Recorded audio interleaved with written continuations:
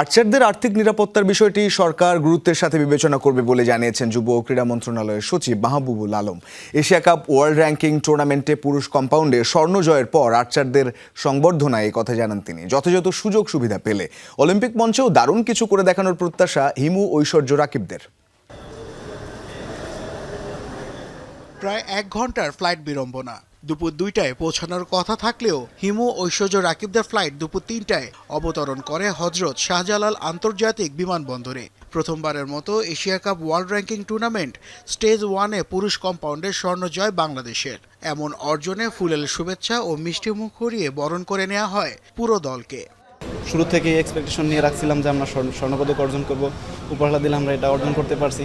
এটা আসলে অনেক ভালো একটা ব্যাপার এবং আমাদের যে টিমমেটরা আছে সবাই অনেক কনফিডেন্ট এবং খুব ভালো প্র্যাকটিস করে আমরা গেছি, যার কারণে এটা আমাদের জন্য সহজ হয়েছে। এই প্রথমবারের মতো আমরা কোনো এশিয়া কাপ বা কোনো আন্তর্জাতিক টুর্নামেন্টে আমরা সাফল্য অর্জন করেছি স্বর্ণপদক পেয়ে, এবং রিকার্ভও খারাপ করেনি, রিকার্ভও ভালো আছে। ইনশাল্লাহ 28-এর লক্ষ্য রেখে আমরা বাকিগুলা কোয়ালিফাই করার জন্য চেষ্টা করে যাচ্ছি। রিকার্ভে ধারাবাহিক পারফরমেন্স থাকলেও এবার কম্পাউন্ডে এলো সাফল্য। আর্চারদের নিরলস পরিশ্রমে এমন অর্জন সম্ভব হয়েছে বলে মত কোচ মার্টিন ফ্রেডরিকের। এদিকে আর্থিক সমস্যার কারণে রোমান সানা কিংবা দিয়া সিদ্দিকীদের মতো তারকারা পাড়ি জমিয়েছেন বিদেশে। তাই আর্চারদের আর্থিক নিরাপত্তার বিষয়টিকে সর্বোচ্চ গুরুত্ব দিয়ে কাজ করার কথা জানান যুব ও ক্রীড়া মন্ত্রণালয়ের সচিব মাহবুবুল আলম। আর্চারিতে কিন্তু 4 জন অন্তর্ভুক্ত আছে যারা বেতন কাঠামোর আওতায় আছে। মন্ত্রণালয়ের পক্ষ থেকে, সরকারের পক্ষ থেকে আমাদের আর্থিক এবং ইনফ্রাস্ট্রাকচার অবকাঠামোগত সব ধরনের সহযোগিতা অব্যাহত থাকবে।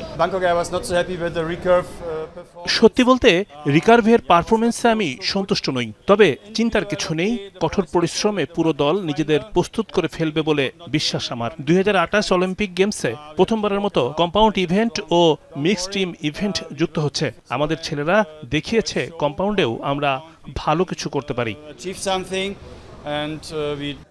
দেশকে এমন সম্মান এনে দিতে পেরে খুশি হিমু ঐশ্বর্য রাকিবরা। তবে এখানেই থেমে যেতে চান না তারা। যথাযথ সুযোগ পেলে অলিম্পিকের মঞ্চেও দারুণ কিছু করে দেখানোর প্রত্যাশা তাদের।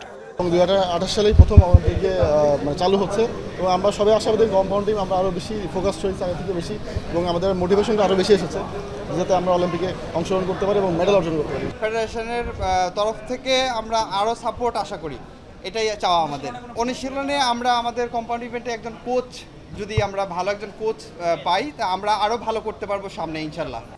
এশিয়া কাপ ওয়ার্ল্ড র্যাঙ্কিং টুর্নামেন্টে পুরুষ কম্পাউন্ডে স্বর্ণ জয়ের পর এই ধারাবাহিকতা এসএ গেমসে ধরে রাখার লক্ষ্য আর্চারদের। নাসিফ শুভ, যমুনা স্পোর্টস, ঢাকা।